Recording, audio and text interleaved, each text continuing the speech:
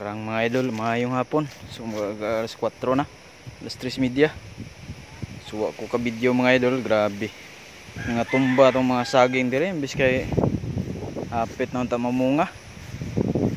Kaya mga idol, ato na lang siyang gikuan, gi putol. Nalukat ang atong saging mga idol, imbis kay hapit na unta ni mamunga ba. So ato na lang giputol mga idol, niya atong gitindog.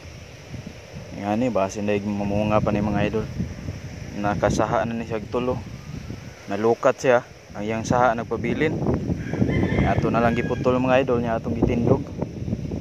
Sa kakusog sa hangin. No? Nangabali ang kahoy mga idol. Gisa atong giupawan.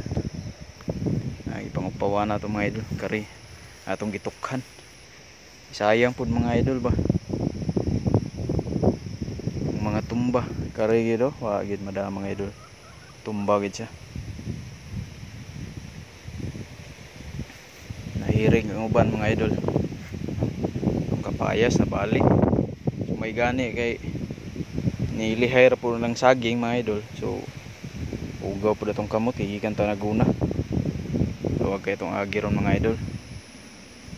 Ari po mga idol ang atong tundan nga kuan saging atong gitukhan mga idol. Mga idol, guwang na siya mga idol. Ato lang na siyang gitukhan kay basig madisgrasya na po sa hangin. Mga idol, sugay hangin yun. Kani ipilipil ato ning lawg sa atong kanding ron. Nagisi po diha, nalaksi.